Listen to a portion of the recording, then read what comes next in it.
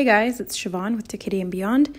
Today I wanted to talk about a couple of different topics. The first one is the recent trend that I've been witnessing through my clients, whether it be in readings or in Reiki sessions.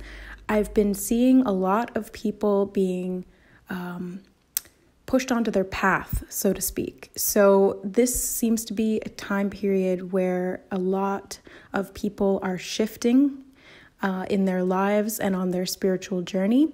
And the theme is around becoming what you came here to be, to embody your purpose, whatever that might look like for you. And the thing is that it looks different for everyone.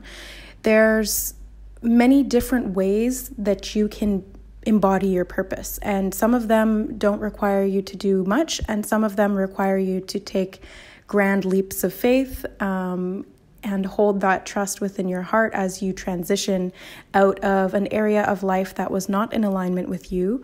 It may have been at one point, but if it's no longer resonating, then it really does take a little bit of courage to step out of your comfort zone and make the transition to something that is more in alignment with where you're at now, or what your soul intended upon incarnation.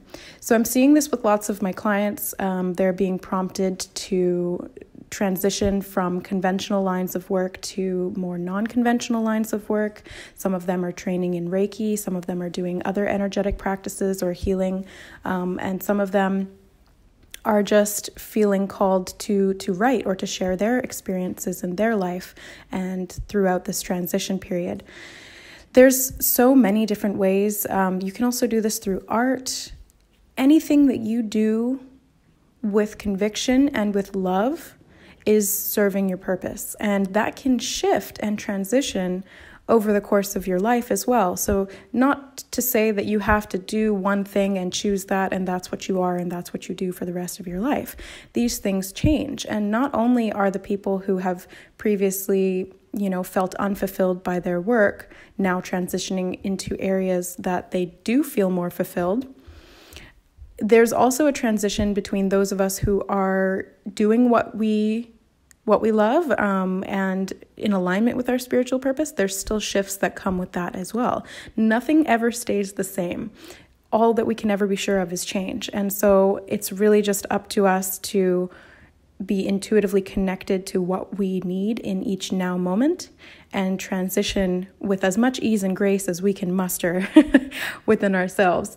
So what your purpose is going to look like is going to be very individual to you. Every single person is unique. We all have special gifts, talents, abilities, whatever it may be. It can look different for everyone, but whatever it is, if it brings you joy, and if it comes from a place of love, then you can be sure that it's part of your purpose.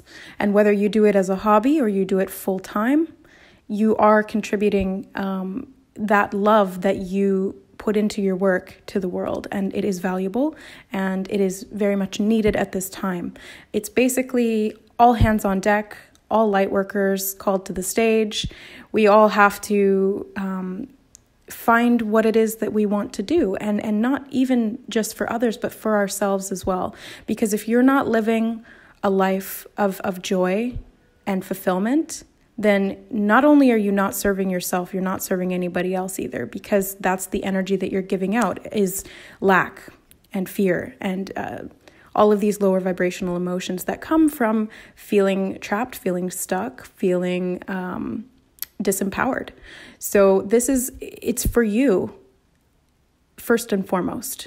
Our healing is always ourselves first, and then we share from that place of finding balance. And so this is really about taking that step forward, even where it's a little bit scary to do so, and getting on mission, whatever that may look like for you.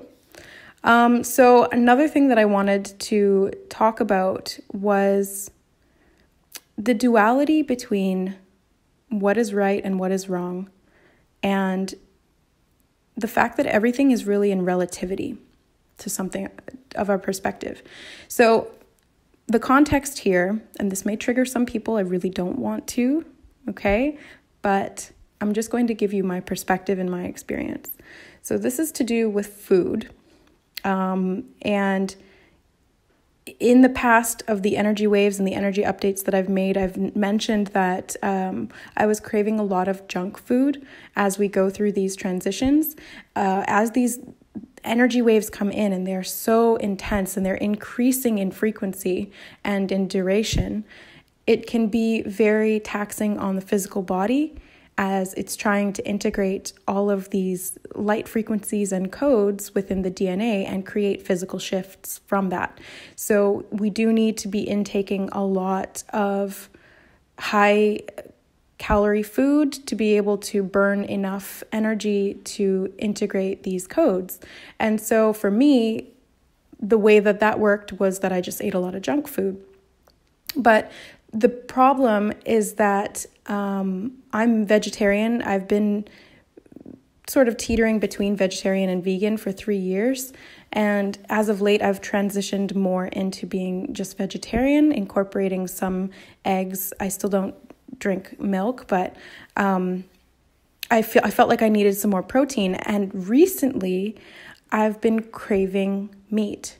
And in the 3 years that I've been vegetarian and vegan, this doesn't happen very often. And most often it's only when I'm really, really hungry. And so I'll go out and get something, like veggie nuggets or something to satisfy the meat-like craving, and it goes away. But this time, nothing was working. My body was just craving meat like crazy. And I was kind of having this mental dilemma where I'm like, okay, well, my body is intuitively telling me that I need meat. And my mind is saying no, because I don't want to eat meat. I have compassion for these animals. And so I sat down with myself and I asked, what should I do to my higher self? Because I'm at a bit of a dilemma here and I'm being pulled in two different directions. And essentially what came back was that I needed meat for my physical body. And it turns out, due to blood tests that I've had recently, that I am fairly severely iron deficient and B12 deficient, which is fairly common for vegetarians and vegans, but it has been affecting my ability to work. It has been affecting my ability to integrate these light codes and to do these levels of activation. So I did what I had to do. I went out and I had some meat. And what I found was that when I connected with the food, because I like to do that, even vegetables, they have consciousness as well. All plants and everything has consciousness. And so it's really just about connecting with the consciousness of that plant or animal and thanking it before you consume it, and connecting with its energy to honor the fact that it is giving you this gift of sustenance of these nutrients that you need to survive as a human. And so I connected with the animals, plural, and they thanked me for honoring them and then gave me the gift knowing that I needed it. So it's important to do that if you are going to eat meat, to connect with the food, because especially one of the main reasons that I stopped eating meat in the first place was because of the amount of suffering that goes into the meat industry and those poor animals that experience that level of trauma. And that energy is infused into the meat itself. So it's important that if you are eating meat to make sure that you're blessing it beforehand, connect with the energy of the animal who's providing the food for you, and thanking them, because that gratitude really sets them at ease and frees them from a lot of the suffering that they experienced in their life. So it's twofold. You're serving your body by not integrating the toxic environment that the animal experienced, and you're also helping the animal and their energy to be free to know that at least it went to a good cause and that you appreciated it. So this is a tough subject to talk about because it's very much, it's your perspective, right? It's all about our perspective. And what I've learned and what I've had confirmed to me through others in my soul family, my soul group, is that there really is no right or wrong. It's only the perspective of where you're at. And that goes back to the light and dark as well. There is no duality. Everything is unity. Everything is one. And it's possible for there to be two sides at the same time simultaneously. So the light and dark is an illusion, and it's really just about our intention and where we're coming from and what we need in the moment. So take what resonates with you, leave the rest here. But when it comes to the shifts that we're going through right now, they're huge. They are very, very big shifts at a physical level. So these are shifts happening in people's lives around work and purpose and career and your mission on earth, like what you came here to do as a soul and as a human. And then physical things like taking care of our bodies through these massive upgrades, because we are quite literally transitioning from one form of existence to another at a very physical, tangible level. So it takes a lot of energy. It takes a lot of intuitive connection to what your body needs, because what I need is going to be very different than what you need. And the conception around, or the perception, I should say, around eating meat or not eating meat has become sort of like a spiritual battle. And that was what I experienced within myself. I would say, how can I be high vibrational and spiritual if I'm eating meat? And what I was told through my higher self and through these animals was that's an old dualistic way of thinking. I need to let that go. It's about what you need in the moment and not judging that, but honoring that and accepting that. So again, just take what resonates. Last thing I wanted to talk about was soul family connections. So this is something that I've been seeing a lot through my own journey and through the journeys of others as well, and with clients. This period of time that we're in right now is very much about the reunion and reunification of soul families and energetic frequencies that resonate together. So what's happening is that as we are shifting our frequency and getting on path onto our purpose and, making these physical changes, we are attracting to us people of similar energetic resonance or frequency. And as we do that, and it doesn't have to happen in the physical, you don't have to go and meet up with them in person, but we live in the age of technology, and it's such a beautiful ability to be able to connect with people all over the world instantaneously and really still be able to feel their energy and connection.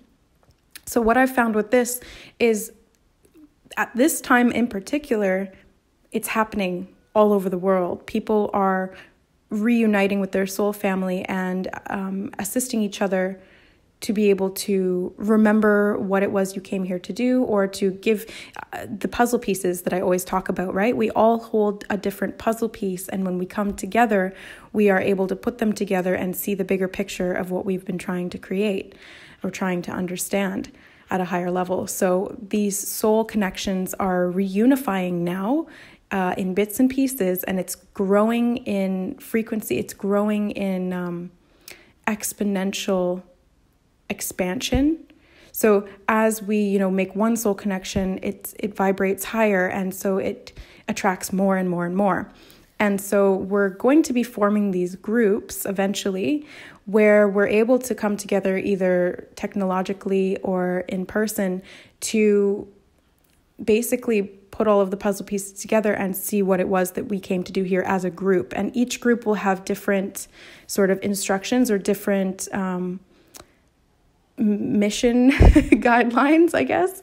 It's kind of cool how this all works out, but it's the beginning stages right now. So be open to connections with people that you don't necessarily know or that you normally wouldn't communicate with, but then it's happening for a reason. It's happening synchronistically, and everything is unfolding for the greater collective rise. So really, really happy and excited to have met some of the members of my soul family and to be sharing our journeys together and to helping each other to rise. So thank you to those of you who have come forth into my life or whose lives I have come into. You know who you are. I love you so much, and I'm so happy that we've connected. So I think that's it for today, guys. I just wanted to do that little quick update on some of the things that I've been experiencing subjectively as well as through my sessions, and some of the themes that have been prevalent as of late. So thank you so much for listening. Again, always take what resonates with you and just leave the rest there. It's never about, trying to make it fit. Just allow what resonates to resonate within you. Also, if you guys would like to book a reading with me or a private Reiki healing session, all of the information will be in the description box below. And we are still doing the Summer Sadness reduced pricing. So the sale prices will continue until, I keep saying August 1st, September 1st. So you've got about a week and a bit if you'd like to jump on those reduced prices. And I gotta say, the sessions have been amazing lately. And I always say that, but they always are. They just get better and better and better. I love it. And I love connecting with all of these beautiful, beautiful souls. All right, guys, thanks so much for listening. We'll see you next time. Bye.